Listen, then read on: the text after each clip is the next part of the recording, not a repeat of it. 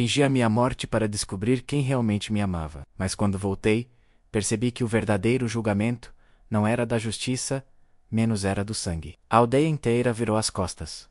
O meu filho quis destruir-me. E no fim, o vento foi o único que me perdoou. Não sei ao certo quando comecei a desconfiar dos meus próprios filhos. Talvez tenha sido depois do funeral da minha mulher, ou talvez muito antes. Quando o olhar deles deixou de se deter em mim e passou a mirar as paredes, os móveis, o valor de cada coisa que o tempo construiu.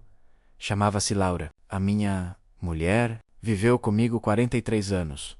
43 colheitas, 43 primaveras, em que o vinho nascia das nossas mãos, e o vento soprava entre as videiras com o cheiro da nossa juventude. Morreu numa manhã calma de setembro, com um rosto sereno, como quem adormece no colo da terra. E eu fiquei. E ficar, aprendi, é o castigo dos que amam demais.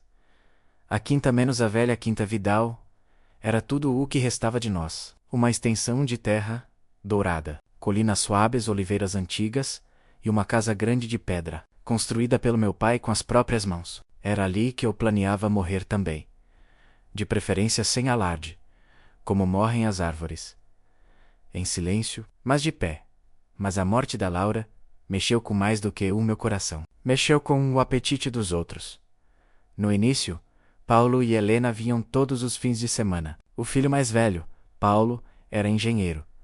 Desses homens práticos que acreditam que o dinheiro resolve tudo. Falava comigo com uma impaciência educada menos, como quem tolera um velho teimoso por respeito à herança. Helena, mais nova professora, parecia mais doce. Mas havia nela um olhar distante.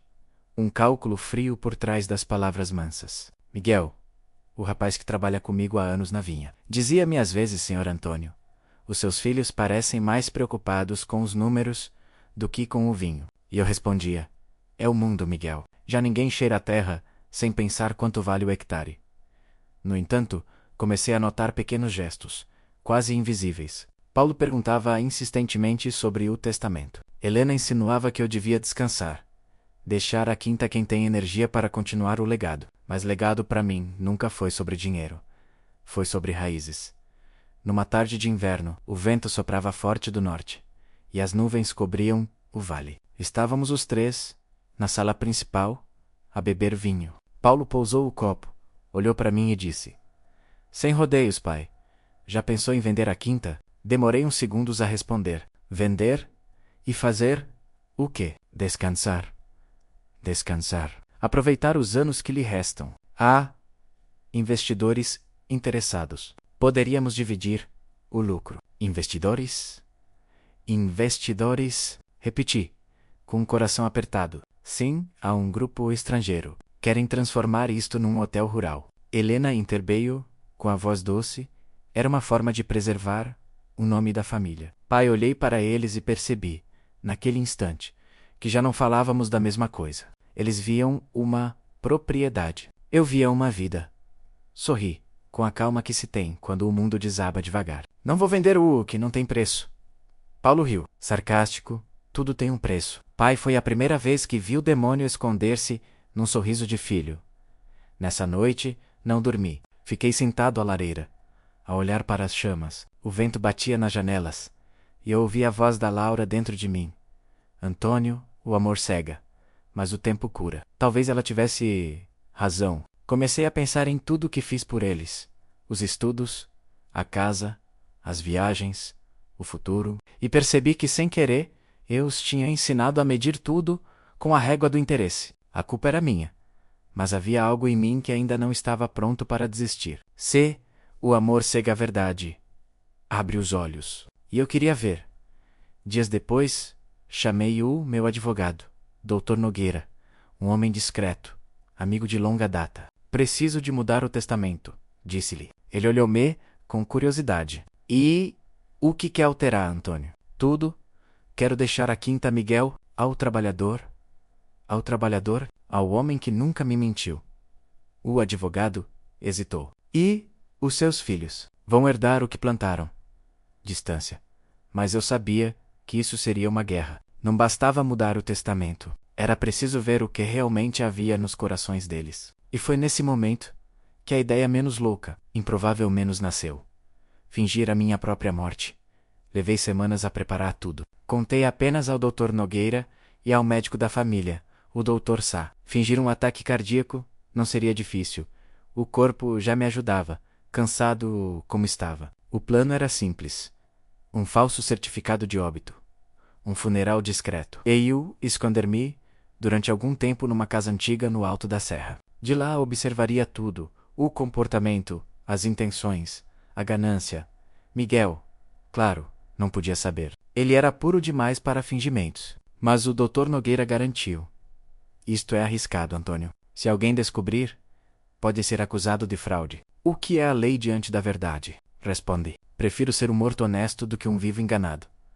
Na noite anterior ao ataque, escrevi uma carta aos meus filhos. Curta, seca, sem sentimentalismo. Paulo, Helena, deixo-vos o silêncio da minha ausência, que nele encontrem o eco das vossas escolhas. Dobrei o papel e do que saiu sobre a mesa. O vento soprava forte lá fora. Olhei para a fotografia de Laura e murmurei.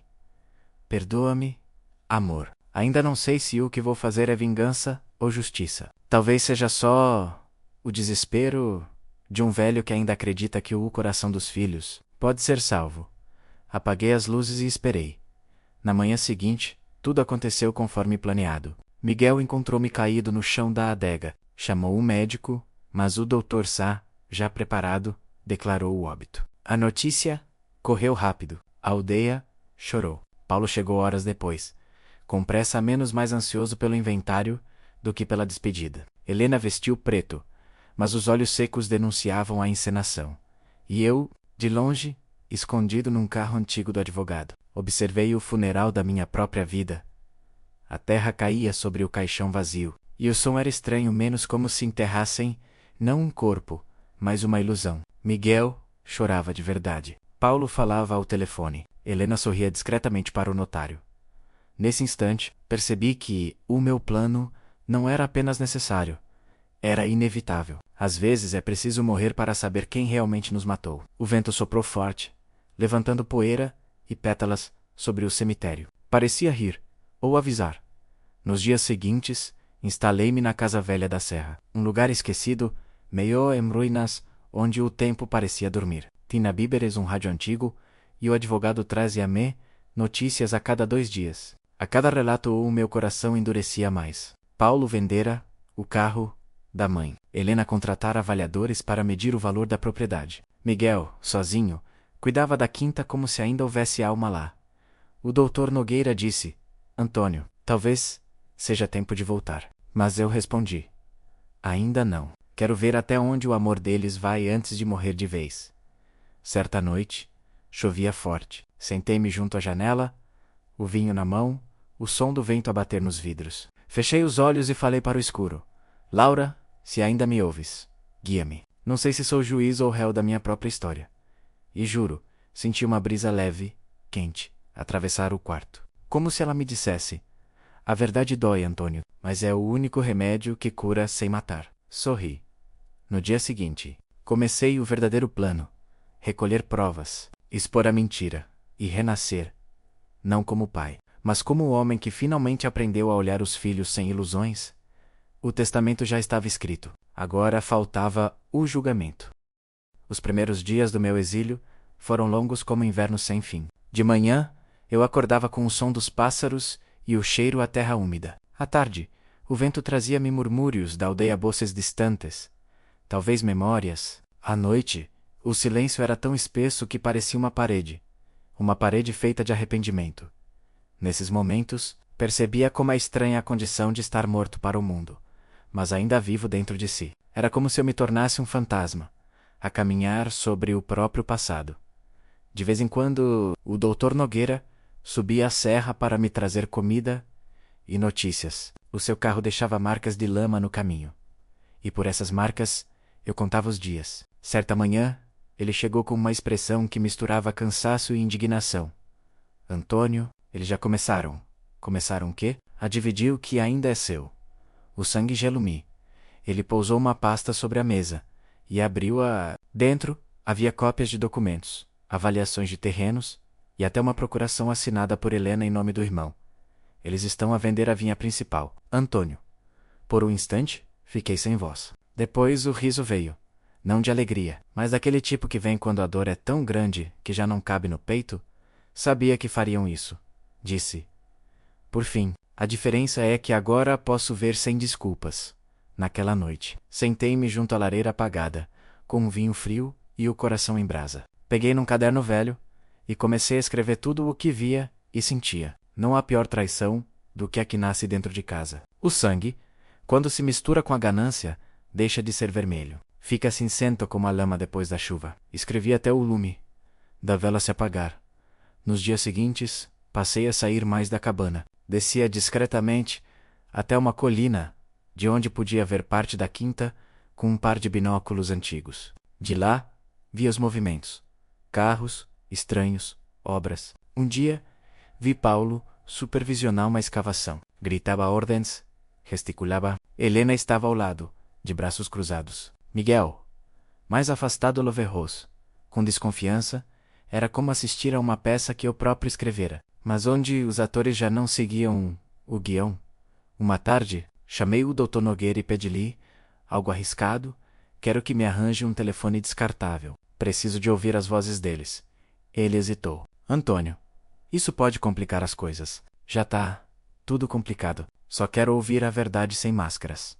E assim foi. Com um número anônimo, liguei para a casa grande da quinta. Helena atendeu. Casa Vidal? Boa tarde. Por um segundo, quase falei. Quase disse. Minha filha. Mas calei-me. Fingi a voz rouca de um interessado qualquer. Boa tarde. Queria falar sobre a propriedade que está à venda. Houve uma pausa. O senhor é comprador? Talvez. Soube que o dono faleceu recentemente. Se menos respondeu ela, fria, como quem comenta o tempo. O meu pai faleceu há algumas semanas. Aquelas palavras atravessaram-me como elimina. Mas, continuei. E a venda está confirmada? Está. Já temos propostas? Que pena menos murmurei. Dizem que o antigo proprietário amava muito aquela terra. O amor não paga contas. Senhor. E desligou. Fiquei muito tempo a olhar para o telefone, sem me mexer. Não era raiva. O que sentia menos era um vazio antigo. O mesmo que restou no dia em que Laura morreu. Mas algo em mim começou a mudar. A tristeza deu lugar à clareza. A partir daquele dia, deixei de ser pai. Passei a ser testemunha. O Dr. Nogueira trouxe mais notícias. Miguel anda a perguntar muito. Diz que sente a sua presença. É porque sente mesmo, respondi. Ele tem alma. E quanto aos seus filhos? Paulo vai à cidade quase todos os dias. Helena trata dos papéis. Quer que eu intervenha? Não. Quero que o vento leve o suficiente para que só reste o que é verdade. Uma semana depois, Miguel subiu a serra. Não sei como me encontrou. Talvez o coração guie melhor do que qualquer mapa. Apareceu à porta da cabana, com o chapéu na mão e os olhos cheios de lágrimas. Eu sabia, disse, com a voz trêmula. Sabia que o senhor não podia ter morrido assim. Não respondi logo. Ele ajoelhou-se diante de mim. Deixe-me ajudar. Toquei-lhe no ombro. Se me ajudas, Miguel, precisas de guardar silêncio. Juro. Senhor Antônio, conta a ele o essencial. Ele ouviu, sem interromper. Quando terminei, disse apenas: o vento vai trazer justiça. Sorri. O vento e um pouco de paciência. Durante as semanas seguintes, Miguel tornou-se os meus olhos. Relatava tudo: as reuniões, as mentiras, os documentos falsos. Enequateu. Isso eu planeava o fim do teatro. Gravei um vídeo. No vídeo, sentado na velha sala de pedra, disse, com voz calma: se estás a ver isto, é porque o amor que vos dei não bastou. O sangue é um laço que o tempo respeita, mas a ganância corta. Fingi morrer para vos ver vivos. E o que vi foi a morte verdadeira, menos a da alma. Parei por um momento, olhei para a câmara e acrescentei: mas ainda há tempo. O vento perdoa, quando o coração se arrepende. Escolham. Guardei o vídeo num pendrive e entreguei ao Dr. Nogueira. Mostre isto no dia em que eles assinarem a venda. Ele assentiu, em silêncio. Naquela noite, o vento soprou mais forte que nunca. As janelas da cabana batiam, o lume da vela tremia. Saí para fora e deixei o ar frio tocar-me o rosto. Abaixo, no vale via-se a quinta iluminada. Viva, como se nada tivesse acontecido. Fechei os olhos e murmurei: Laura, o nosso lar vai ser provado pelo fogo. Que dele nasça o que ainda é puro. E o vento respondeu com um sopro suave, quente, quase humano, nos dias seguintes. Dormi pouco. Sabia que o momento se aproximava. O Dr. Nogueira havia sumido. A reunião para assinatura será dentro de 2 dias. Peguei no relógio de bolso do meu pai. Dei corda e disse: então é hora de acordar os mortos. Na manhã marcada, o céu estava claro. Vesti a velha roupa de domingo. Peguei na bengala e desci a serra devagar. Cada passo era pesado, mas firme. O vento imperava-me pelas costas, como um amigo antigo a dizer: vai. Ao longe, ouvi o som dos carros, o burburinho das vozes. O julgamento estava prestes a começar, e pela primeira vez, em muito tempo, senti paz. Não a paz de quem venceu, mas de quem já não precisa vencer. Porque às vezes, o castigo não está em morrer, está em ter de viver como o que se é. Sorri, e continuei a caminhar em direção à verdade. O caminho até a quinta pareceu-me mais longo do que nunca. Talvez porque cada passo me aproximava não da casa onde vivi, mas do teatro onde a minha morte seria representada. O vento soprava forte, trazendo o cheiro das vinhas e o murmúrio das oliveiras. O mesmo vento que, um dia, embalou o riso da Laura. Agora, soava como uma oração rouca, um aviso. Atravessei o portão de ferro enferrujado, pouco antes do amanhecer. A aldeia ainda dormia, mas já se ouviam os sinos da pequena capela a tocar lentos, tristes. Era o meu funeral.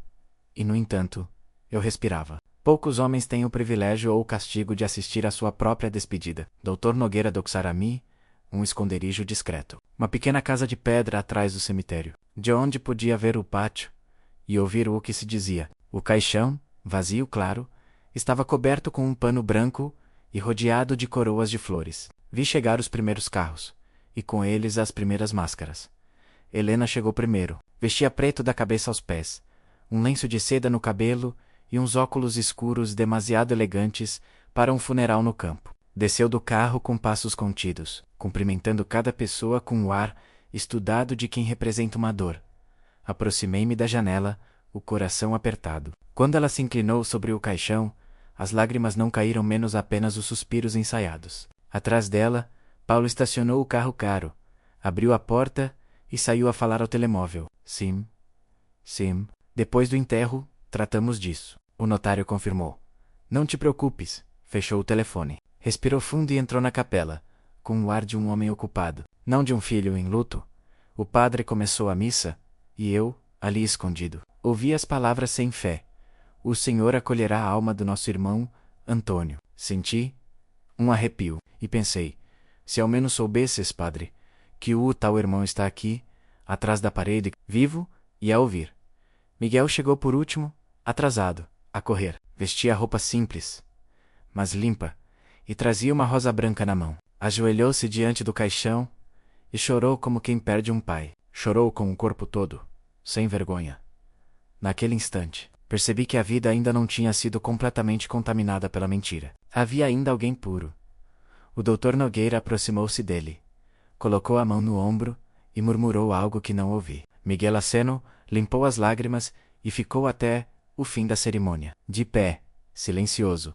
Depois do funeral, os convidados foram embora. Apenas Paulo, Helena e o advogado permaneceram. Observei-os, do esconderijo. Então, doutor, disse Paulo, quando é a leitura do testamento? Dentro de uma semana, menos, respondeu Nogueira. Sério. Há alguns procedimentos legais. Procedimentos, repetiu Helena, impaciente. O meu pai odiava burocracias.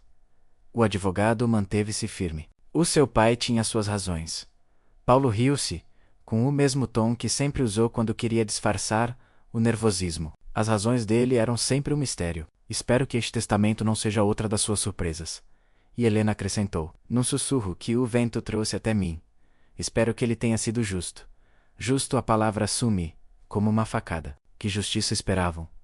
Se nunca compreenderam a diferença entre amor e posse, à noite, depois de todos partirem, desci até ao cemitério. A lua estava alta e o silêncio pesava como pedra. Aproximei-me da sepultura falsa, menos meu nome gravado em mármore frio. Passei os dedos pelas letras e murmurei.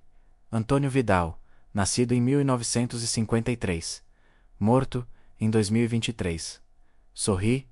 Morrer, afinal, é simples. O difícil é assistir ao enterro da própria fé. Deixei uma pequena flor sobre a terra e voltei para o abrigo. O vento parecia rir um riso amargo nos dias seguintes. Miguel visitava o cemitério todos os dias. Levava flores frescas. Falava baixinho com a terra, como se eu pudesse ouvi-lo. E de certo modo, ouvia, nessas vozes simples, havia mais verdade do que em todos os discursos dos meus filhos enequanteu. Isso, Paulo e Helena começaram a agir. Miguel contou-me, num encontro secreto, que eles já tinham chamado avaliadores e falavam abertamente sobre liquidar os bens. Helena até contratou um corretor da cidade. Paulo, por sua vez, já tinha conversas com investidores estrangeiros. Eles mudaram a casa. Senhor Antônio, disse Miguel. Triste. Tiraram os retratos, venderam os móveis da sua mulher. Vendem tudo o que não compreendem menos. Respondi. É mais fácil apagar o passado do que enfrentá-lo. Uma tarde, Helena recebeu uma visita que me intrigou. Um homem de fato escuro maleta na M. O chegou à quinta e ficou com ela por horas. Miguel conseguiu fotografá-los de longe. Mostrou-me as imagens. Ela a sorrir, o homem a assinar papéis. Estão a preparar a venda menos, disse Miguel. Assenti, em silêncio. Dentro de mim o fogo reacendia, mas desta vez não era raiva. Era proposto o Dr. Nogueira, leal como sempre. Mantinha-me informado. Antônio, o testamento falso foi entregue ao cartório, como combinamos. E o verdadeiro está seguro comigo. Só será revelado quando me autorizar. Bom, ainda não é hora de ressuscitar. Ele olhou-me com compaixão. Sabe que isto pode destruí-los. Não fui eu quem começou a destruição, doutor. Eu apenas deixei que a verdade fizesse o seu trabalho. Certa noite, ouvi o sino da capela tocar 3 vezes. Era tarde. O vento estava frio, e o céu teio de nuvem. Miguel apareceu no esconderijo, ofegante. Senhor Antônio, Paulo está bêbado. Está na taberna a dizer que o senhor era um velho louco, que devia ter vendido tudo há anos. Fiquei imóvel. O que doía não era a ofensa, mas a confirmação. Tudo o que eu temia tornava-se realidade, palavra por palavra. E Helena? Perguntei. Está com o advogado do tal investidor. Vi-os juntos. Fechei os olhos. O coração batia pesado, mas havia também uma estranha calma. A verdade, quando finalmente se revela, não grita, apenas sussurra. E o seu sussurro é suficiente para mudar o destino. Nos dias seguintes, comecei a escrever outra carta, mas desta vez não era um adeus. Era uma confissão. Se algum dia lerem isto, talvez compreendam que o amor não morre com um corpo. O amor morre quando se vende, quando se troca o olhar por lucro, quando se mede o sangue em euros. Morri para vos ver. Agora, quero viver para vos perdoar, se forem dignos disso. Assinei com o meu nome completo e guardei a carta numa caixa de madeira. Era o primeiro passo para o que viria. Na manhã seguinte, Miguel trouxe boas e más notícias. Eles marcaram a reunião para vender metade da quinta. Quando? Amanhã. E o Dr. Nogueira disse que vai lá, como notário, fingindo que acredita. Assenti, era o momento. Tinha chegado a hora de deixar o vento soprar com força total. O dia da reunião chegou com um silêncio estranho. O vento soprava baixo, quase respeitoso, como se também soubesse que algo importante estava prestes a acontecer. Da cabana na serra, observei o vale iluminado e o brilho metálico dos carros a estacionar junto à casa grande. O Dr. Nogueira cumprira tudo como combinamos, a sala arrumada. O projector preparado. O pendrive escondido no interior do envelope rotulado como o testamento de Antônio Vidal. Leitura final. O resto, o destino cuidaria desse devagar pelo caminho de terra. O pó subia minhas botas, misturando-se com a lembrança de todas as vezes que caminhei por ali com Laura. Ela ria, e eu, tolo, achava que aquele som duraria para sempre. Agora, o riso dela vivia apenas no vento, e talvez nas escolhas que eu ainda podia fazer. Quando cheguei à curva que dava vista para casa, parei. Pude ver tudo através da janela aberta. Helena sentada à mesa, o olhar tenso. Paulo de pé, gesticulando, impaciente. O advogado mantinha-se calado, como um juiz em silêncio antes da sentença. Então, doutor, dizia Paulo, podemos finalmente assinar? É necessário primeiro ler o conteúdo do testamento, respondeu Nogueira. Foi o que o vosso pai determinou. Helena suspirou, irritada. Mais formalidades. pai adorava complicar. O advogado abriu a pasta e tirou o envelope. Estas foram as instruções deixadas pelo Sr. Antônio. Ligou o projector. A imagem apareceu na parede. Eu, sentado na velha cadeira do escritório, olhar direto.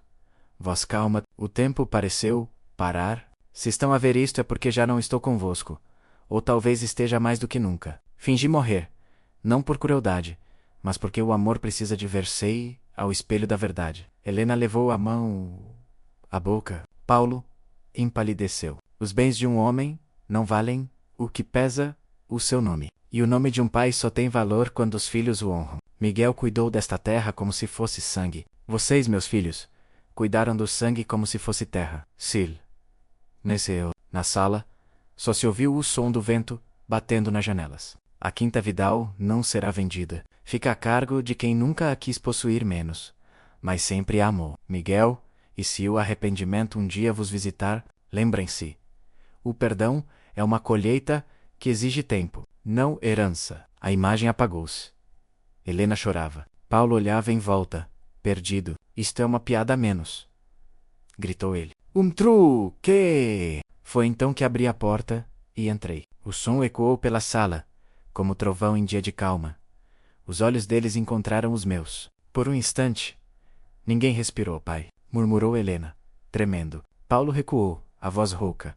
Tu, estás vivo? Estás vivo? Apoiei-me na bengala. Firme. Morto estava o amor que tínhamos. Eu só vim buscar o que restou dele.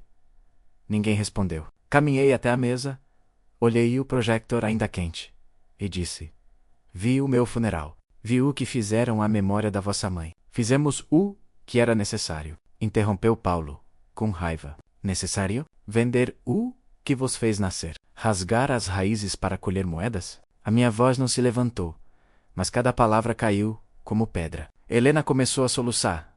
Eu só queria o seu reconhecimento, menos murmurou. O reconhecimento vem com verdade, não com contratos. Miguel apareceu à porta, hesitante. Senhor Antônio, disse. Baixo. Fiz o que me pediu. Olhei para ele e sorri. Fizeste. Mas mostraste-me que ainda há lealdade neste mundo. Voltei-me para os filhos. Vocês acham que isto é vingança, mas não é. Então o que é? Perguntou Paulo, amargo. É a justiça do tempo. Peguei numa folha e coloquei-a sobre a mesa. Este é o Novo Testamento. E nós? Perguntou Helena. Vocês herdam o que semearam. O peso do silêncio e a oportunidade de se tornarem melhores. Paulo tentou falar, mas a voz quebrou. Deixou cair a caneta e saiu da sala. Helena ficou. Aproximei-me dela. Toquei-lhe o ombro. Ainda há amor em ti, filha. Só precisas de lembrar como se sente. Ela chorou, sem dizer nada. Quando saí da casa, o sol começava a descer sobre o vale. Miguel caminhava ao meu lado. E agora, Sr. Antônio? Sorri. Agora, deixo o vento cuidar do resto. O ar cheirava a terra e uvas maduras. Pela primeira vez em muito tempo, senti-me leve. Não como quem venceu, mas como quem, finalmente, se libertou do fardo da mentira. Fingi estar morto para descobrir quem me queria herdar. E acabei por renascer ao descobrir quem ainda me sabia amar. O vento soprou, suave, e pareceu responder. O amor não morre, só muda de casa. Continuei a andar, devagar, sob o céu dourado de trás dos montes, com o coração sereno e o espírito em paz. Os dias seguintes à minha ressurreição correram lentos, pesados como vinho velho. Na aldeia, o rumor espalhou-se como fogo, em restolho seco. O Antônio Vidal voltou dos mortos. Alguns diziam que era milagre. Outros, que era loucura. Eu não os contrariava. Às vezes, a verdade e a loucura andam de mãos dadas, e ninguém sabe qual das duas chega primeiro. A quinta, que durante semanas fora palco de ganância e silêncio, tornara-se agora uma arena de olhares, murmúrios e culpas mal disfarçadas. Helena evitava sair do quarto. Paulo desaparecia durante dias, regressando apenas para beber e discutir com as paredes. Miguel, fiel como sempre, cuidava da vinha e trazia-me notícias. A aldeia fala muito, Sr. Antônio. Deixá-os falar? Respondi. O vento levará o que não é verdade. Mas no fundo, sabia que nada seria como antes. A morte inventada deixara marcas que o tempo não apagaria. Certa manhã, o sol nascia entre as colinas, tingindo o céu de cobre. Sentei-me à varanda da casa velha, olhando a vinha, o cheiro da terra molhada, encheu-me o peito de uma melancolia serena. Miguel aproximou-se, com uma garrafa na mão. É o primeiro vinho, depois da sua volta. Senhor Antônio. Peguei no copo, observei a cor rubra, profunda. O sangue da terra, menos murmurei. Brindamos em silêncio. Depois ele falou baixo. Paulo vendeu o carro. Dizem que está a tentar arranjar dinheiro para pagar dívidas. Assenti, sem surpresa. Quando a mentira perde o chão, começa a vender o próprio teto. À tarde, Helena veio falar comigo. Entrou devagar, os olhos vermelhos, de quem não dormia há dias. Pai, posso entrar? Sempre pudeste. Sentou-se à minha frente, em silêncio. As mãos tremiam-lhe no colo. Eu não quero justificar o que fiz. Ainda bem. As justificações são a forma mais elegante de mentir a nós próprios. Ela baixou a cabeça, as lágrimas a cair devagar. Não o amei como devia. Deixei que o Paulo me convencesse. Ele dizia que o senhor estava velho, que já não sabia gerir nada. Eu acreditei. Olhei-a longamente. O amor não precisa de acreditar em tudo. Só precisa de ficar quando o resto vai embora. Ela chorou mais. Ainda posso recuperar a sua confiança? A confiança é como o vinho bom, filha. Precisa de tempo. E às vezes, mesmo o tempo não basta. Helena levantou-se, abraçou-me sem pedir permissão. E eu, pela primeira vez, desde a morte da Laura, abracei alguém sem medo de perder. Mas Paulo era outro assunto. Dias depois, apareceu à porta, de madrugada, com o rosto inchado e o cheiro a álcool e desespero. Vieste pedir perdão? Perguntei. Ele riu. Amargo. Perdão. Eu vim buscar o que é meu. O vento soprou pelas janelas abertas, como se o mundo quisesse calar a arrogância dele. O que é teu, Paulo? Ficou no caixão que encheste com mentiras. Ele aproximou-se, furioso. Trabalhei por isto. A Helena. Trabalhar não é roubar o suor de quem te deu o pão. Por um instante, achei que me fosse agredir, mas ele apenas cerrou os punhos e gritou. Odeio-te. Odeio-te por me teres feito acreditar que algum dia seria suficiente. Aquelas palavras cortaram-me mais do que qualquer faca. Mas mantive-me firme. E eu odeio ter te amado ao ponto de não ver o que te tornaste. Ele recuou, atordoado. Saiu sem olhar para trás. Depois disso, o tempo voltou a correr devagar. O outono trouxe o cheiro das colheitas. E com ele, a solidão antiga. A aldeia começou a aceitar a minha presença como quem aceita um fantasma, que já não assusta. Miguel e eu passávamos os dias a restaurar a adega. Enquanto trabalhávamos, ele dizia: há quem diga que o Senhor voltou para castigar os filhos. Sorria. Voltei para ensinar o vento a sussurrar a verdade.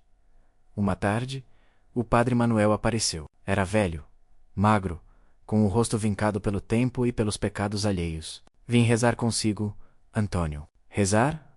Por quem? Por todos nós. Por todos nós. Quando um pai e um filho se afastam, o mundo inteiro fica mais frio. Ficamos em silêncio por longos minutos. Depois, ele pousou a mão no meu ombro e disse: às vezes, a vingança de Deus é apenas mostrar-nos o espelho. Essas palavras ficaram a ecoar dentro de mim muito depois de o padre partir à noite. Sentei-me à secretária e comecei a escrever outra carta. Paulo, o ódio é um fardo que não se herda, mas que se alimenta. Se eu carregas, morrerás 2 vezes.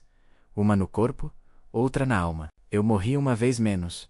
E bastou, dobrei o papel e guardei-o na gaveta. Não sabia se ele algum dia o leria. Talvez o vento o encontrasse primeiro.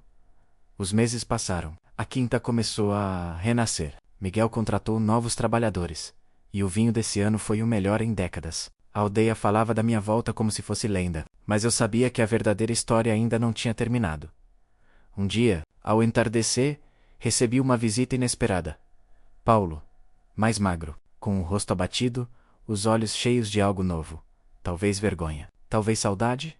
Posso entrar? Perguntou. Claro. Sentou-se. Ficamos em silêncio longo. Vendi tudo o que tinha menos, disse ele. A casa, o carro, até o relógio. Não me sobrou nada. E o orgulho? Perguntei. Perguntei. Esse também já foi. Olhei-o, e pela primeira vez, não vi o filho ambicioso, mas o menino que corria entre as vinhas, rindo ao vento. Então talvez ainda haja esperança. Ele suspirou. Sei que não mereço o seu perdão. O perdão não se merece. Dá-se, mas só quando quem o pede já mudou. Paulo baixou a cabeça. Não sei se mudei. Só sei que já não consigo viver a mentir. Sorri, já é um começo. Dias depois, Helena veio juntar-se a nós. Miguel preparou o jantar. Comemos em silêncio. Como uma família que tenta lembrar, sei do que isso significa. No fim, brindei com eles a verdade, disse eu. A verdade, repetiram. E por um instante, senti o peso dos anos levantar-se. Naquela noite, saí para o pátio. O vento soprava suave, e a lua refrescia nas garrafas de vinho, brilhando como se fossem lanternas. Fechei os olhos e ouvi, na memória, a voz de Laura. Antônio, o amor não se compra, nem se perde. Dorme, e quando acorda ensina-nas a recomeçar. Sorri. Talvez fosse isso a tal herança que nenhum corvo poderia roubar. A capacidade de recomeçar sem ódio. Olhei para o vale, para as videiras ondulando ao vento, e pensei que, afinal, a minha vingança tinha sido perfeita, não porque os destruí, mas porque os obriguei a ver-se, e ao verem-se, começaram a mudar. A herança dos corvos é a vergonha, a dos homens, a redenção. E com esse pensamento entrei em casa, apaguei a luz e deixei o vento cuidar do resto. Foram precisos meses para que o silêncio deixasse de me pesar como um castigo. A aldeia voltara a falar comigo, aos poucos, com aquela curiosidade tímida que se reserva aos milagres ou aos escândalos. Alguns chamavam-me o homem que enganou a morte. Outros, apenas o velho Vidal. Eu aceitava todos os nomes. Afinal, sobreviver é também aprender a ser o que os outros dizem que somos. E, ainda assim, manter o coração inteiro. A primeira vez que voltei à missa de domingo, a capela estava cheia. As conversas cessaram quando entrei. Os olhares misturavam respeito, medo e curiosidade. O padre Manuel parou o sermão, por um instante depois sorriu. Bem-vindo de volta, Antônio, disse. Ele, o senhor não costuma devolver-nas quem já levou, mas parece que desta vez fez uma exceção. Alguns riram, nervosos. Outros baixaram a cabeça. Eu apenas assenti e sentai-me no último banco. Durante a homilia o padre falou sobre perdão, sobre as feridas que o tempo cura se o coração quiser. E, pela primeira vez, senti que aquelas palavras não eram para o público, eram para mim. Depois da missa, fui até o cemitério. As flores secas sobre a minha falsa sepultura continuavam lá, como uma lembrança de tudo o que enterrei sem morrer. Miguel esperava-me, com as mãos no bolso e o chapéu gasto. A aldeia já fala de si como se fosse lenda, Sr. Antônio. As lendas só servem para uma coisa, Miguel. Lembrar o que as pessoas querem esquecer. Ele riu-se. E o que quer o senhor lembrar? Que ainda estou vivo. E que os mortos nem sempre ficam onde os enterram. Paulo e Helena voltaram a morar na aldeia. Viveram por um tempo sob o peso da vergonha. Alguns vizinhos viravam a cara quando passavam. Outros sussurravam nas esquinas. A vergonha pública é o preço que o orgulho cobra aos que brincam com o sangue. Um dia, Helena entrou no escritório com um caderno nas mãos. Tenho escrito sobre tudo, disse. Sobre o que aconteceu e o que aprendeu. Que não se perde um pai por causa de um testamento. Perde-se por causa do silêncio. Assenti, então escreve. Filha, escreve até o coração parar de mentir. Ela sorriu. Pela primeira vez em muito tempo. Paulo demorou mais. A culpa, nele, era um animal que não sabia morrer. Bebia menos, mas continuava inquieto. Certa tarde, encontrei-o no campo, deitado na terra, o olhar perdido entre as nuvens.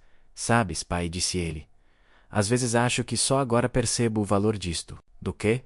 Da terra, do cheiro, do trabalho, das mãos sujas. Sempre achei que a riqueza estava no que podíamos vender. Agora vejo que está no que conseguimos sustentar sem vender a alma. Olhei para ele e respondi. Calmo, levaste tempo a aprender. Mas aprendeste. Ele sorriu. Ainda me perdoas? Ainda me perdoas? Perdoo-te todos os dias, Paulo. Só ainda não sei se já consegues perdoar-te a ti mesmo. Ele ficou em silêncio. O vento passou por nós levantando poeira e folhas. e senti que, talvez, aquele fosse o início do nosso verdadeiro reencontro. Miguel, por sua vez, tornara-se parte da família. A aldeia, agora, o tratava com respeito, e ele recusava sempre o título de herdeiro. A quinta é sua, Senhor Antônio. Nossa, Miguel, a terra não é de quem a possui, mas de quem a cuida com ele. Comecei a reconstruir as vinhas antigas, as mesmas que o meu pai plantara antes de morrer. Cada videira nova era um pedaço de memória, e, à medida que a vinha crescia, eu também renascia. Certa manhã, recebi uma carta. Vinha de longe, do Porto, escrita por um jornalista curioso. Senhor Antônio Vidal, gostaríamos de contar a sua história menos a do homem que fingiu a própria morte. Li, sorri e rasguei. Não precisava que o mundo inteiro soubesse. A justiça que procurei não era espetáculo. Era sil. Enecio. No sil, nesceu. Encontrei a paz que nem a vingança dá. No entanto, havia ainda um último capítulo por escrever.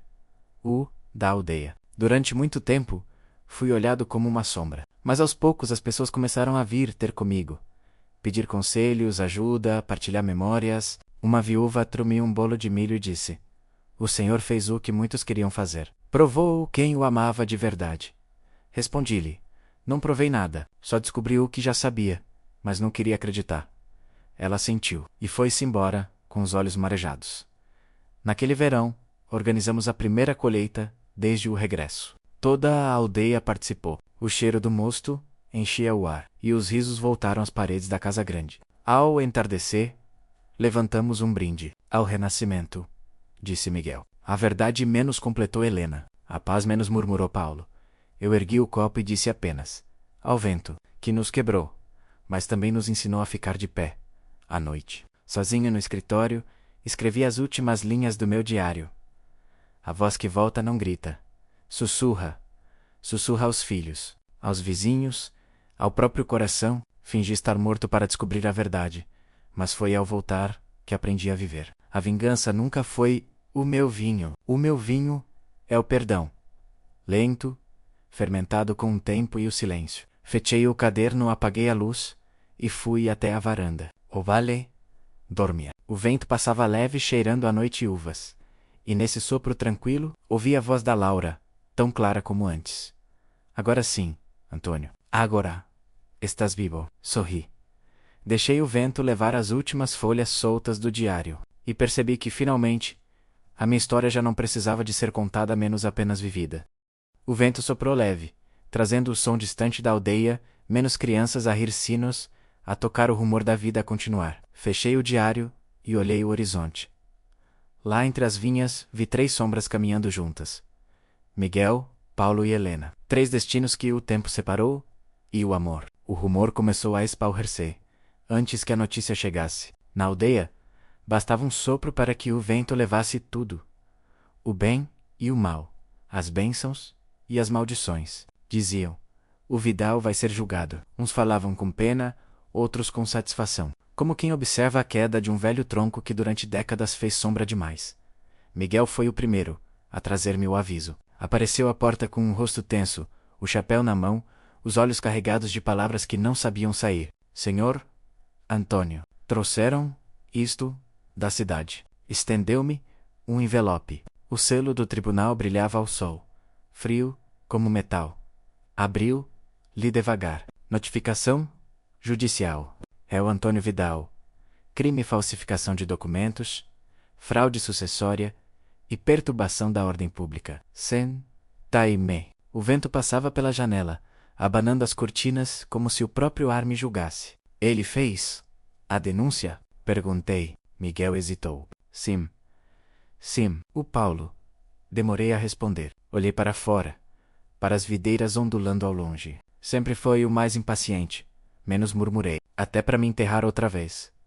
Miguel deu um passo à frente. "Isto não é justo." Sorri com a calma de quem já viu tudo perder-se. "A justiça não é um espelho, Miguel. É uma parede.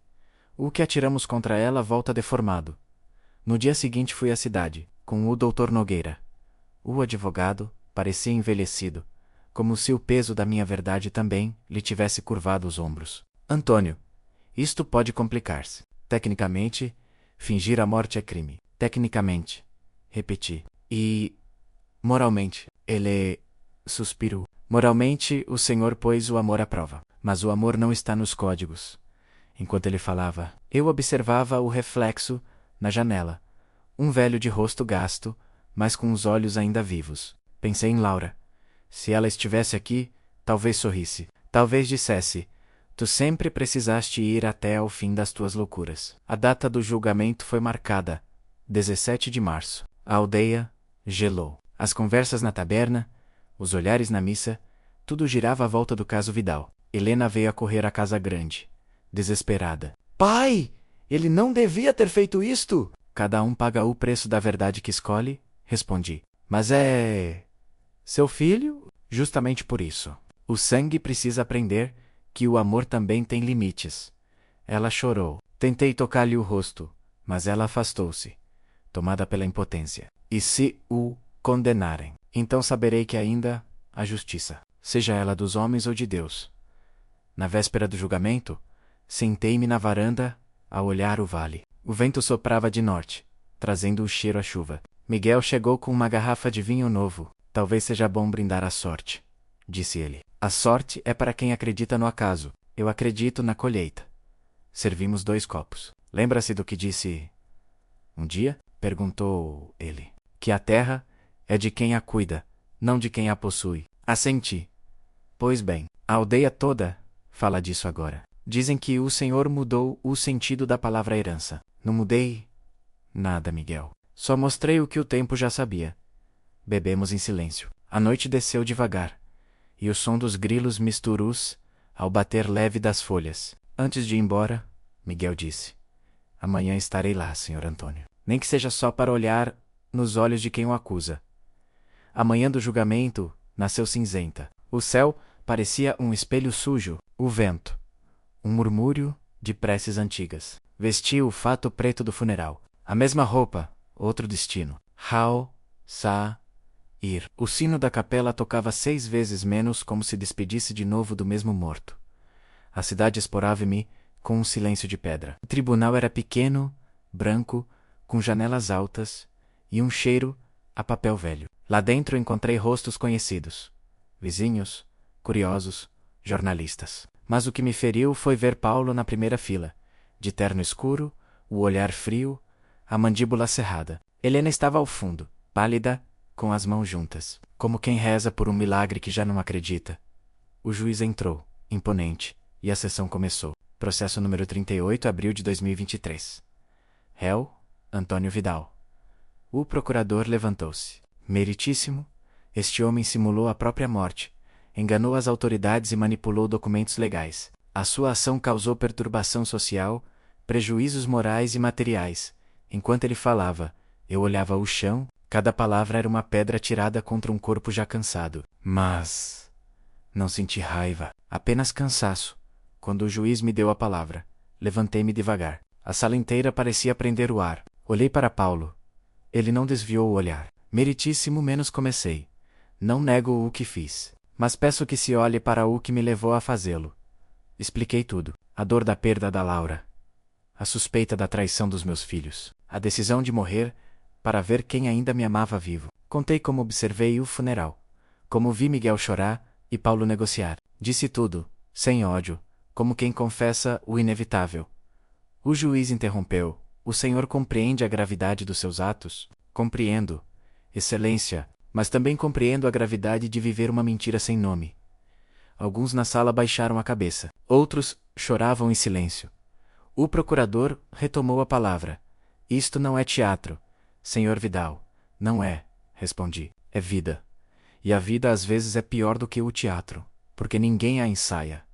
Helena levantou-se. De repente. Meritíssimo, posso falar? O juiz hesitou, mas permitiu. Ela caminhou até o centro da sala. Eu sou filha do réu. Respirou fundo. E se ele é culpado de algo, somos todos. Fomos nós que o matamos primeiro menos, com indiferença, com ganância, com ingratidão. As lágrimas corriam ali, pelo rosto. O meu pai não cometeu crime. Cometeu um gesto de desespero. E se a lei não entende o desespero, então talvez a lei precise de aprender a ser humana. A sala inteira ficou em silêncio. O juiz manda-o assentar, mas ninguém falou por alguns minutos. Depois, Paulo foi chamado a depor. Atravessou a sala como quem caminha sobre brasas. Senhor Paulo Vidal, foi o senhor quem apresentou a queixa. Fui.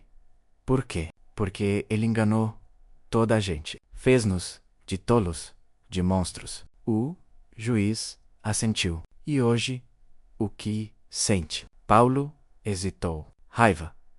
Mas também vergonha. Olhou para mim, e por um instante, o homem desapareceu. Vi apenas o filho que um dia segurei nos braços. Eu só queria que ele confiasse em mim. Menos disse. Em vez disso, pôs-me à prova, e eu falei.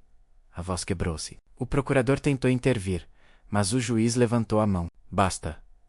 A sessão terminou no fim da tarde. O tribunal suspendeu a decisão para o dia seguinte. Saí de lá com Miguel e Helena. O sol morria no horizonte, tingindo tudo de laranja e cinza. Miguel quebrou o silêncio.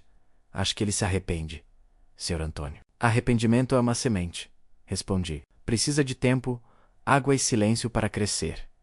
Naquela noite, não dormi. Sentei-me junto à janela, olhando as sombras das vinhas. A lua parecia um olho velho, cansado de ver os homens repetirem os mesmos erros. Peguei no diário e escrevi. A lei julga o que vê, mas há crimes invisíveis, os que o sangue comete contra o próprio sangue. A mentira dos filhos. A cegueira do pai. No fim, todos somos culpados de amar de forma errada. Fechei o diário. Lá fora, o vento soprava como um consolo. No dia seguinte, voltei ao tribunal. A sala estava ainda mais cheia. O juiz entrou, o martelo bateu. Sentença, o coração bateu devagar, como se contasse os segundos. O tribunal reconhece a irregularidade das ações do réu. No entanto, considera que o ato não teve fins de lucro, nem intenção de dano a terceiros. Sendo assim, continuou o juiz, Antônio Vidal é culpado apenas de perturbação da ordem pública, com pena simbólica e multa suspensa. Um murmúrio percorreu a sala. Respirei, fundo. Helena chorava. Paulo baixou a cabeça. O juiz concluiu. A justiça não é feita só de castigo. É feita também de lições. Ao sair, o sol tocava-me o rosto. Miguel bateu-me no ombro. Acabou. Não, Miguel, agora é que começa. Fomos até ao carro, mas antes de entrar, ouvi uma voz. Pai! Era Paulo! A correr, parou diante de mim, sem fôlego. Perdoa-me. Eu não sabia o que estava a fazer. Olhei-o nos olhos. Sabias? Sim, só não sabias quem eras. Ele chorava. Eu tentei destrutei, mas foste tu quem me salvou. Abracei-o. Foi um abraço longo, pesado, com o sabor da terra depois da chuva. Não me salves, disse-lhe. Apenas vive melhor do que eu vivi. Nos dias que se seguiram, a aldeia acalmou. A notícia esparrou-se.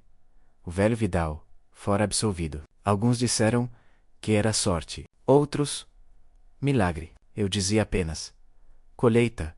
Paulo começou a trabalhar na vinha com Miguel. Helena dava aulas na escola local e escrevia um livro sobre o perdão. Eu, por minha vez, voltei à rotina da terra. O vento parecia diferente, mais leve, como se finalmente tivesse terminado o seu julgamento.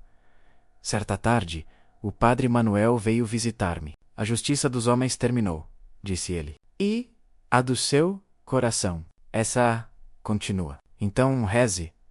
Antônio, reze não por si, mas pelos que o traíram. Já o faço, padre. E o que pede? Que o vento nunca lhes falte. O vento ensina tudo. O equilíbrio, o tempo e o silêncio. Meses depois, recebi uma carta do tribunal. Era a notificação final. Caso encerrado, guardei-a na gaveta, ao lado da aliança da Laura e do diário. Senti uma paz estranha, não de vitória, mas de libertação. Na colheita seguinte, Paulo e eu trabalhamos lado a lado. O sol caía quente, e o ar cheirava a vida. De repente, ele disse, Pai, sabes o que percebi? Diz. Que fingiste a morte para nos ensinar a viver?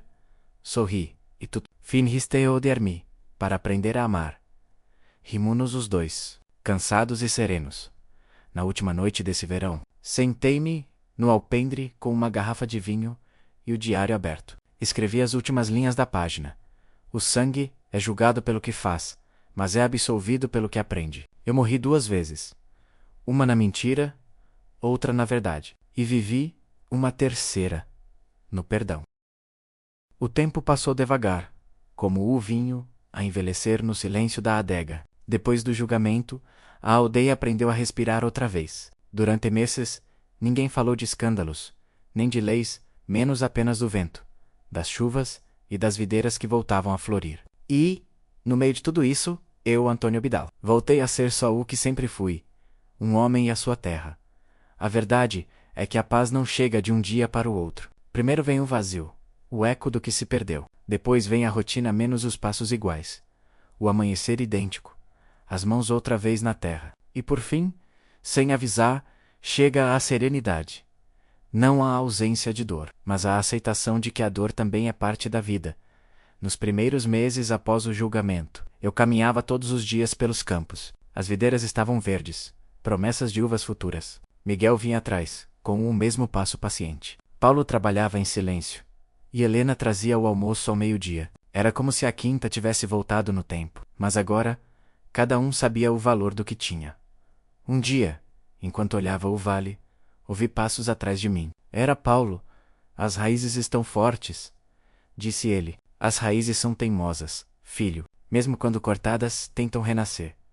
Ele olhou para mim, o rosto queimado pelo sol, as mãos sujas de terra. Achas que eu também posso renascer? Sorri, já estás a fazê-lo. Helena passava mais tempo a escrever. O livro que começou antes do julgamento agora tinha nome: O Homem que Morreu para Ensinar a Viver. Nunca me perguntou se podia usar a história, e eu nunca lhe disse que era minha. Esse vezes, é bom deixar que os filhos recontem a verdade, à maneira deles. A versão deles também é parte do perdão. Miguel era agora o mestre da adega. Tinha ideias novas, um jeito moderno, mas respeitava as tradições. O vinho precisa de tempo, dizia ele, mas o tempo também precisa de vinho para se lembrar de nós. Eu via nele o filho que o destino me emprestou, e talvez fosse esse o maior segredo da vida. Às vezes, o sangue não é o que corre nas veias, mas o que se cultiva na alma. Certa manhã, o vento mudou. Veio do sul, quente, carregado de cheiros antigos. Senti-o bater-me no rosto, e lembrei-me da Laura. A voz dela parecia vir de dentro da brisa. Antônio, já está tudo dito. Agora deixa o vento falar. Sorri. Sim, talvez já não houvesse mais nada a dizer. A aldeia, aos poucos, esqueceu o escândalo, e começou a lembrar-se do homem. As pessoas voltaram a vir à quinta. Trazem-me garrafas, pão, histórias. Às vezes pedem conselhos, outras apenas querem ouvir o som da minha voz. Eu ouço mais do que falo menos. Aprendi que as palavras, quando se tornam leves, viajam melhor no vento. Uma tarde, Helena veio com um envelope. Chegou isto, do editor, disse. Abri. O livro ia ser publicado. O rosto dela brilhava como quando era criança. Estou orgulhoso de ti, filha. Ela sorriu, mas havia lágrimas nos olhos. Tudo o que escrevi é para te devolver o que te tirei. Não precisas devolver nada. O amor não se devolve. Continua. Abraçamo-nos, e o vento soprou pelas janelas, como testemunha.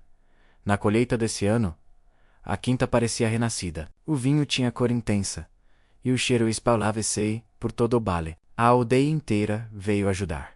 Paulo coordenava os trabalhadores. Miguel afinava o processo na adega, e Helena registrava tudo no seu caderno.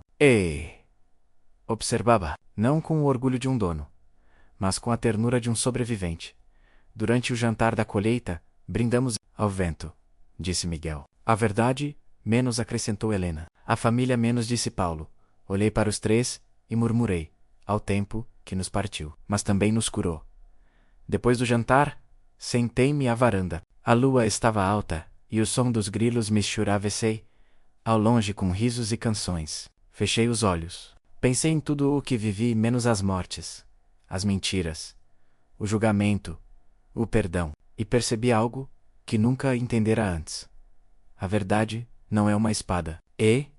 O vento não corta, menos atravessa, não mata, menos revela. Certa noite, o padre Manuel voltou a visitar-me. Trouxe pão e vinho, como fazia antigamente. Está em paz, Antônio? Perguntou. Acho que sim. É com Deus, com ele também, mas demoramos a fazer as pazes. O padre riu-se. Deus gosta de homens teimosos. São os únicos que o procuram por vontade própria. Ficamos ali, a conversar até tarde, sobre a vida, a morte e o tempo. Quando ele se foi, o vento ergueu-se de novo, soprando pelas oliveiras. Sentiu como uma bênção. Os meses seguintes foram tranquilos. Helena publicou o livro, e as pessoas começaram a falar de mim como se eu fosse personagem de ficção. Alguns diziam que eu era símbolo de coragem. Outros, de loucura. Eu sorria menos. Talvez fosse um pouco dos dois. Miguel começou a namorar uma rapariga da aldeia. Paulo ajudava o padre a restaurar a capela. E eu escrevia. Não para ser lido, mas para me ouvir. As palavras, quando escritas devagar, são como sementes. Guardam o tempo dentro delas. Numa manhã fria de inverno, o vento voltou a soprar forte. Levantou folhas secas, fez ranger as portas, espalhou o cheiro da lenha que ardia. Eu estava à janela, com uma manta sobre os ombros. Senti uma pontada no peito, leve, mas firme. Fechei os olhos. Laura parece-me no pensamento. Sorridente, como da última vez que a vi viva. Estás pronto, Antônio? Perguntou, a voz dela. Sim, respondi, baixinho. Mas deixa-me só ver mais uma vez o vale. Saí para a varanda. O vento envolveu-me por completo quente e frio, ao mesmo tempo. As vinhas balançavam. Vivas, Miguel e Paulo trabalhavam lá embaixo. Helena, ao longe, escrevia sentada na sombra. Sorri, a verdade. Laura, murmurei. É que o vento nunca mentiu. E deixei que ele falasse por mim. Na manhã seguinte, Miguel encontrou-me, adormecido na cadeira, o rosto tranquilo, o diário aberto sobre o colo. No caderno, a última frase. A vida ensinou-me tudo. A morte apenas confirmou. O vento soprou forte nesse dia, e as páginas do diário voaram pela varanda, espalhando-se pelo campo. A aldeia jurou ter visto as folhas dançar sobre as vinhas como pássaros brancos. Alguns disseram que era o espírito de Antônio Vidal a despedir-se. Outros, que era apenas o vento. Mas Miguel sabia menos, era a verdade a voar livre, como ele sempre quis. Semanas depois, a quinta encheu-se de gente. Foi o maior funeral que a aldeia já vira. Não houve tristeza, apenas silêncio. O sino da capela tocou devagar. Miguel leu uma passagem do diário. Não há herança maior do que deixar o vento soprar sem medo. Helena colocou uma garrafa de vinho junto à sepultura. Paulo, uma pequena cruz de madeira. E quando o último punhado de terra caiu, o vento levantou-se, suave, doce, como um abraço. Meses passaram. Miguel continuou a cuidar da terra. O vinho daquele ano recebeu o nome que eu sempre sonhei. A verdade e o vento. Na etiqueta, uma frase simples, em memória de quem viveu duas vezes. Helena viajava pelo país a apresentar o livro. Paulo dirigia a quinta com a serenidade que antes não conhecia. E a aldeia, cada vez que o vento soprava forte, dizia baixinho: é o Vidal a lembrar-nos que a verdade nunca morre. E assim ficou. O vento, a quinta, o nome, o silêncio. Tudo no seu lugar. Tudo como devia ser. Porque no fim, o que permanece não é o sangue, nem a terra, mas o sopro que nos atravessa e segue viagem. Dizem que o vento guarda vozes, que tudo o que amamos, menos as palavras, os risos, as promessas, sobe ao ar e fica a girar entre as montanhas, até alguém voltar a escutar. Se for verdade, talvez o que agora ouves não seja silêncio. Talvez seja eu, já não caminho sobre a terra, mas ainda a sinto debaixo de mim. A quinta continua viva, menos as vinhas ondulam, as oliveiras dão sombra, e o som do rio chega mais doce do que nunca. Miguel diz que é o vento que mudou. Eu sei que não foi o vento, foram eles. Paulo chega sempre cedo. O sol mal nasce, e ele já está no campo, com o chapéu velho e as botas gastas. Não há mais orgulho, nem pressa, menos só trabalho. O suor que lhe escorre da testa é o mesmo que um dia me fez homem. Quando o vejo, sinto paz. Ele aprendeu o que o sangue lhe negava: o valor do silêncio. Às vezes, fala comigo, baixo, quase sussurrando: Pai, estás a ouvir? As raízes estão mais fortes este ano. E o vento responde por mim, fazendo as folhas mexerem-se devagar. Ele sorri. Sim, Paulo, estou a ouvir. Helena escreve à sombra da nogueira. O livro dela corre o mundo. A quem chora o lalou. A quem escreva cartas. a quem veja nele a própria história. Ela nunca diz que sou eu, mas também nunca diz que não sou. E isso basta. Um dia, trouxe uma criança consigo. Uma menina de olhos claros e cabelo despenteado. Chama-se Laura menos disse. Laura, o nome dançou no vento. E por um instante, o tempo parou. A pequena correu pelos campos, tocou as folhas, apanhou flores. Helena observava-a, com o mesmo olhar que a mãe dela tinha. Eu fiquei ali, invisível mas presente, como uma sombra antiga, que finalmente encontrou descanso. Miguel é agora o guardião do vale. A adega tornou-se o coração da aldeia. O vinho a verdade, e o vento ganhou prêmios e reconhecimento. Mas ele pouco se importa. Não é o vinho que importa, diz. É o que ele nos faz lembrar. Ele fala comigo também. Senhor Antônio, eu cumpri a quinta, continua viva. E quando ele fecha os olhos, sinto que ainda somos dois homens a trabalhar lado a lado, partilhando o mesmo silêncio que sempre nos uniu. A aldeia, por sua vez, mudou. A Casa Grande é agora uma escola de ofícios rurais. Os jovens aprendem a cuidar da terra, a respeitar o ciclo das estações, a ouvir o vento nas paredes. Há fotografias antigas.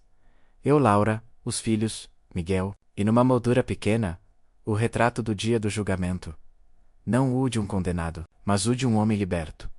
O padre Manuel mandou pintar uma frase na entrada. A verdade é o vento que nunca morre. Certa noite, houve uma festa na aldeia, menos a festa da colheita. Paulo organizou tudo. Miguel trouxe o vinho novo. Helena veio com a filha. As luzes brilhavam e a música soava pelas colinas. No centro, havia uma mesa longa, coberta de pão, queijo e gargalhadas. E sobre cada taça, um reflexo dourado de vida. Quando o relógio marcou Mahanoy, Miguel levantou-se. Este brinde, disse ele, é o homem que nos ensinou a morrer 2 vezes, para que nós aprendêssemos a viver uma só. O silêncio caiu. Paulo ergueu o copo. Ao meu pai. Helena completou. Ao vento, e todos repetiram. Ao vento. Foi então que uma brisa suave atravessou o pátio, apagando as velas por um instante. As chamaus voltaram ao acender-se logo a seguir. Tremendo. Vivas. Os rostos iluminaram-se de emoção. Alguns juraram ouvir um riso baixo, perdido entre as árvores. Na manhã seguinte, o vale parecia mais luminoso. Helena caminhou até a colina onde me enterraram. A pequena Laura vinha com ela. Trouxe flores brancas e uma garrafa do vinho novo. Colocou-a junto à pedra e leu em voz alta o que estava gravado. Aqui descansa Antônio Vidal, o homem que confiou demais. E, por isso mesmo, ensinou o mundo a confiar outra vez. Ela sorriu. Pai, a tua história não acabou. E a menina, sem entender, abriu os braços e deixou o vento brincar com o cabelo dela. Os anos passaram, as estações foram mudando, mas o nome Vidal continuou vivo, não por poder, nem por riqueza, mas pela memória. Paulo tornou-se um homem respeitado. Helena, uma escritora celebrada. Miguel, o sábio do campo. E eu, uma lembrança, mas uma lembrança boa menos como o cheiro do pão quente, como o som da chuva nas folhas. Hoje, a quinta celebra 20 anos da vindima que recebeu o meu nome. Há um grande encontro. Gente de todo o país. Os filhos brindam. As crianças correm. Os sinos tocam. E o vento, esse velho companheiro, sopra por entre as vinhas, fazendo-as dançar. Um jornalista pergunta a Paulo, por que chama o vinho de a verdade e o vento? Ele pensa um instante e responde, porque o vento diz a verdade que os homens têm medo de dizer. O jornalista ri-se. E o seu pai?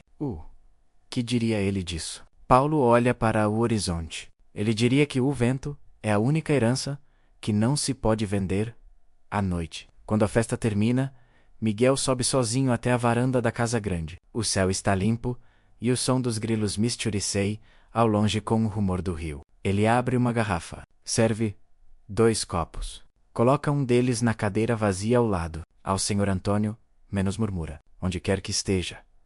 Bebe devagar. O vento sopra, a chama da lamparina dança, como se respondesse, aqui. E é assim que fico, no ar, nas folhas, na respiração de quem ainda acredita que o amor não morre menos, apenas muda de lugar. Não sou santo, nem exemplo. Fui homem, com erros e orgulho. Mas aprendi, no fim, que até o erro pode florescer se o vento for justo. A vida não me pertence mais, mas o que deixei pertence a todos. As vinhas, as palavras, o perdão. E o vento, sempre o vento. Enquanto ele soprar, haverá quem ouça. Na última paginal do diário que Miguel guarda religiosamente, há uma anotação que ninguém viu antes. Quando eu parti, não me procurem na terra. Colina. Fechem os olhos. Fechem os olhos e escutem. O que ouvirem será a minha voz. Porque o vento é a forma que o tempo encontrou para não me deixar ir. E assim termina a história de Antônio Vidal. Não com morte, mas com continuidade. O vento atravessa o vale, entra nas janelas, faz dançar as cortinas, e leva consigo o murmúrio antigo de quem já amou demasiado a vida para deixá-la sozinha. O homem que confiou demais ensinou o vento a guardar segredos.